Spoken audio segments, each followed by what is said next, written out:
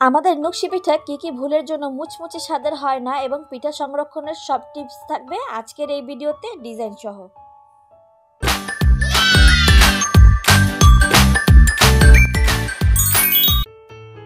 আসসালামু আলাইকুম বন্ধুরা, তোমরা সবাই কেমন আছো? আশা করি তোমরা সবাই ভালো আছো।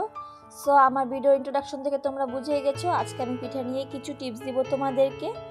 আমাদের পিঠাগুলো কেন মুচমুচে হয় না এবং পিঠা সংরক্ষণ করার সব পদ্ধতি বলে দিব আজকে তোমাদেরকে। সো আমার ফুল ভিডিওটি অবশ্যই দেখবে না টেনে এবং আমার চ্যানেলটি অবশ্যই সাবস্ক্রাইব করে দিবে। সময় নষ্ট না করে আমি আমার মূল কথায় চলে আসি।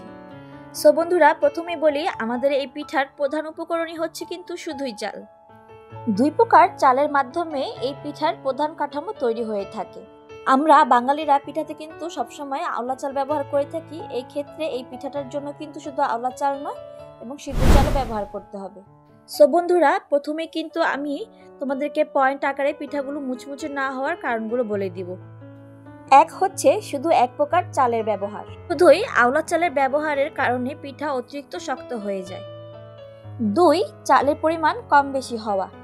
প্রথমেই বলেছি এই পিঠায় দুই প্রকার চালের ব্যবহার করা হয়ে থাকে পিঠাটি পারফেক্ট ও মুচমুচে স্বাদ আনার জন্য।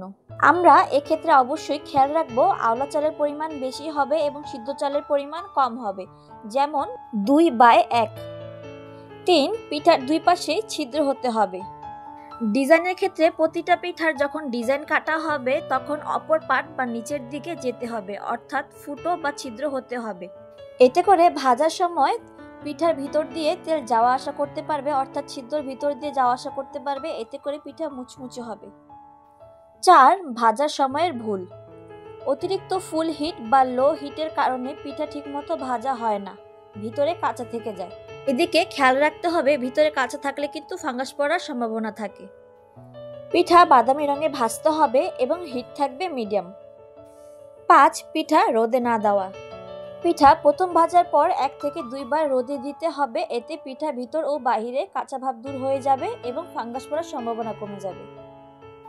পিঠাতে মিঠাই শিরা না দিয়ে কিন্তু আমরা পিঠাটা অবশ্যই 1 থেকে 2 মাস রাখতে পারবো, কিন্তু মাঝে মাঝে কিন্তু অবশ্যই আমাদের রোদে দিতে হবে। এখন পিঠাগুলো যদি আমরা পরে খাই বা সংরক্ষণ করি তাহলে কিভাবে সংরক্ষণ করব তাই বলে দিই চলো। 1, অবশ্যই প্রথমে ভালোভাবে ভেজে রোদে শুকিয়ে নিতে হবে।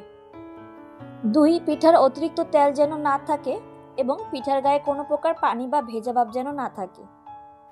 3, একটি পলি দিয়ে আমরা পিঠাগুলো মুড়িয়ে রাখবো এবং একটি এয়ারটাইট বক্সে রেখে দিতে হবে। খেয়াল রাখতে হবে যেন হাওয়া বাতাস না লাগে পিঠায়। 4, আমরা যদি পিঠাগুলো 1 থেকে 2 মাস রাখতে চাই তাহলে কিন্তু অবশ্যই পিঠাগুলো শিরা ছাড়া রাখতে হবে।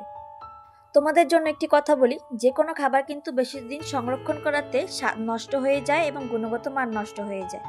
সো আমার বন্ধুরা, আমার আজকের ভিডিওটি কেমন হলো অবশ্যই জানাবে এবং তোমরা যারা আমার আগের পিঠার ভিডিওটি দেখোনি অবশ্যই দেখে নিবে। ওই ভিডিওতে কিন্তু আমি অনেক ইনফরমেশন শেয়ার করেছি এবং আজকের জন্য আল্লাহ হাফেজ।